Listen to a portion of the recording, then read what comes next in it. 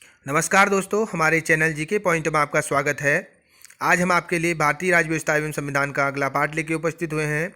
अगर आपने अभी भी हमारे चैनल को सब्सक्राइब नहीं किया है तो जल्दी से like, share, comment and subscribe कर दीजिए ताकि आप तक इन महत्वपूर्ण क्वेश्चनों की श्रृंखला पहुँचती रहे। चलिए स्टार्ट करते हैं। भारतीय संविधान के निम्नलिखित किस भाग में मौलिक कर्तव्यों का उल्लेख किया गया है? भाग 4A में भारतीय संविधान के मौलिक कर्तव्यों का उल्लेख किया गया है। भारतीय संविधान के निम्नलिखित में से किस अध्याय में जनता को गारंटीबली मूल अधिकार दिए गए हैं?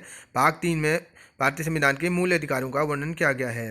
भारतीय संविधान के ये फिर से क्वेश्चन रिपीट हो गया है। अगला क्वेश्चन, निम्नलिखित में से कौन सा एक मौलिक कर्तव्य नहीं है? सैन्य और शिक्षा के अतिरिक्त सभी उपाधियों का उन्मूलन ये एक मौलिक कर्तव्य नहीं है। भारतीय गणराज्य में वास्तविक कार्यकारी प्राधिकारी निम्नलिखित में से प्राधिकार निम्नलिखित में से किसके पास होता है? मंत्रिपरिषद के पास भारतीय गणराज्य में वास्तविक कार्यकारी प्राधिकार होता है। भारतीय संविधान के अनुसार निम्नलिखित में से न्यायालय में कौन परिवर्तनीय है? मूल अधिकार भारतीय संविधान के अनुसार न्यायालय में परिवर्तनीय है। राज्यसभा को भंग करने में निम्नलिखित में से कौन सक्षम है? राज्यसभा को कोई भी भंग नहीं कर सकता है। पॉकेट वीटो में भारत के राष्ट्रपति किसी विधेयक को कितने समय के लिए अपने पास रख सकते हैं? निश्चित काल के लिए कोई निश्चित काल इसका नहीं है। अनिश्चित काल के लिए पॉकेट वीटो के द्वारा भारतीय राष्ट्रपति किसी विधेयक को अपने पास रख सकते हैं। भारत के राष्ट्रपति के पास आपात अधिकार हैं। तीन प्रकार के जो अधिकार होते हैं भारतीय राष्ट्रपति के पास आपात स्थिति के लिए होते हैं। भारत के राष्ट्रपति अपने पद पर पुनर्विचार निर्वाचन के लिए कितनी बार खड़ा हो सकता है? भारत के राष्ट्रपति की लिए इसमें कोई वो नहीं है, जितनी बार चाहे भारत के राष्ट्रपति के लिए कोई भी उम्मीदवार अपना नामांकन कर सकता है। निम्नलिखित में से भारत के वह राष्ट्रपति कौन हैं जो 2 बार राष्ट्रपति पद पर रहे हैं? राजेंद्र प्रसाद ऐसे राष्ट्रपति हैं जो बार राष्ट्रपति पद पर रहे हैं। वह राष्ट्रपति जब राष्ट्रपति को संवैधानिक संशोधन बिल भेजा जाता है तब वे अपनी सहमति देने के लिए बाध्य होते हैं। जब संविधान संशोधन का जो बिल होता है उस पर राष्ट्रपति अपना जो वो उनका सहमति मांगी जाती है उसको देने के लिए वो बाध्य होते हैं। भारत में कितने प्रकार के आपातकाल घोषित किए जा सकते हैं? 3 प्रकार के आपातकाल भारत में घोषित किए जा सकते हैं। भारत के महान्यायवादी की नियुक्ति कौन करता है? राष्ट्रपति भारत के महान्यायवादी की नियुक्ति करता है। निम्नलिखित में से कौन अनुसूचित क्षेत्रों में परिवर्तन करने के लिए संवैधानिक तौर पर सशक्त है? भारत के राष्ट्रपति अनुसूचित क्षेत्रों में परिवर्तन करने के लिए संवैधानिक तौर पर सशक्त हैं। भारत के राष्ट्रपति पद के लिए निर्धारित अधिकतम आयु सीमा क्या है? भारत के राष्ट्रपति के पद पर अधिकतम कोई आयु सीमा निर्धारित नहीं की गई है। भारत के राष्ट्रपति के चुनाव में जीतने वाले प्रत्याशी को प्राप्त करने होते हैं 50% से अधिक या डाले गए कुल मतों का 50% से अधिक मत जो होते हैं वो प्राप्त करने होते हैं। स्वतंत्र भारत के प्रथम राष्ट्रपति कौन थे? डॉक्टर राजेंद्र प्रसाद स्वतंत्र भारत के प्रथम राष्ट्रपति थे। निम्नलिखित में से किसके पास भारतीय सुरक्षा बलों पर सर्वोच्च कमान प्राप्त होती है? भारत के राष्ट्रपति के पास सुरक्षा बलों पर सर्वोच्च कमान प्राप्त होती है।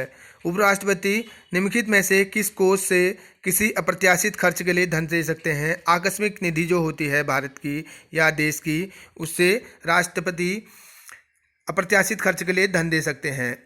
इनमें से कौन संसद का एक हिस्सा है लेकिन दोनों सदनों में किसी भी सदन का सदस्य नहीं है? भारत का राष्ट्रपति संसद का सदस्य होता है लेकिन किसी भी सदन का सदस्य नहीं होता है।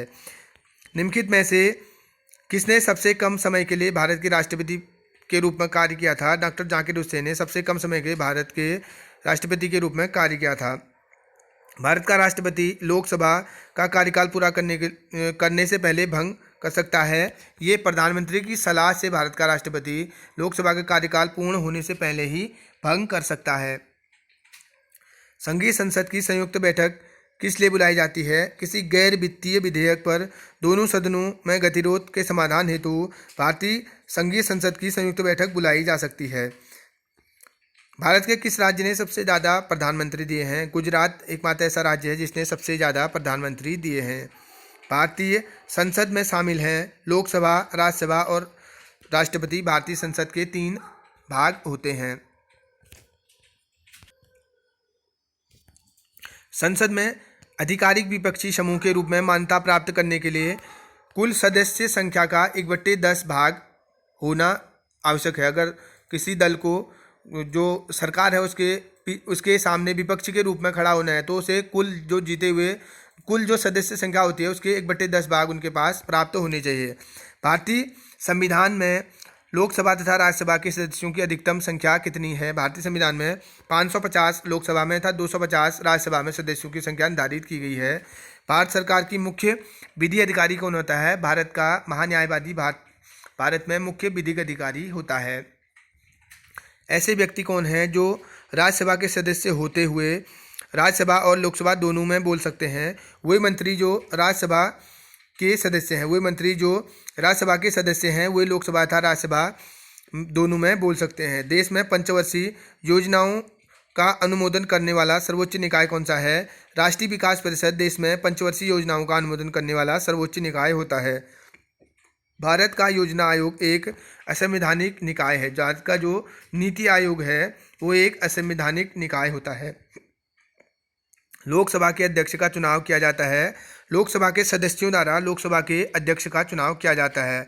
लोकसभा अथवा विधानसभा के किसी चुनाव प्रत्याशी की जमानत राशि कब जब्त कर ली जाती है? जब कुल मतदान का 1/6 जो प्रतिशत होता है, 1/6 भाग अगर वो प्राप्त करने में असहमत रहता है तो तब उसकी जमानत जब्त कर ली जाती है। लोकसभा के निर्वाचित सदस्यों की अधिकतम संख्या होती है। लोकसभा में जो अधिकतम संख्या रखी है 550 अधिकतम संख्या होती है। लोकसभा के सदस्यों का कार्यकाल कितने वर्ष होता है? लोकसभा के सदस्यों का कार्यकाल 5 वर्ष से अधिकतम होता है। भारतीय संसद की सबसे महत्वपूर्ण विशेषता है कि संसद की ऊपरी सदन कभी भंग नहीं होता है। भारतीय संसद का जो ऊपरी सदन राज्यसभा है इसको कभी भंग नहीं किया जा सकता है। वित्त आयोग संसाधनों के केंद्र और राज्यों के बीच बंटवारे पर निर्णय करता है। जो वित्त आयोग होता है वो संसाधनों के केंद्र और राज्यों के बीच बंटवारे का निर्णय करता है। जब राष्ट्रपति और उपराष्ट्रपति दोनों के पद एक साथ खाली हों तो पद पर अस्थायी रूप से कौन कार्य करता है? भारत का मुख्य न्यायाधीश। जब राष्ट्रपति और उपराष्ट्रपति दोनों के पद खाली होते हैं तो उसको अस्थायी तौर पर उनका कार्य करता है।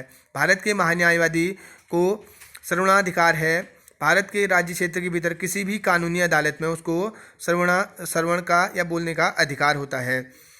उपरोक्त में से एक कार्यपालिका का अंग नहीं है। उप निरीक्षक जो पुलिस होता है वो कार्यपालिका का अंग नहीं होता है। वित्त आयोग क्या है? पंचवर्षीय निकाय के अंतर्गत वित्त आयोग आता है।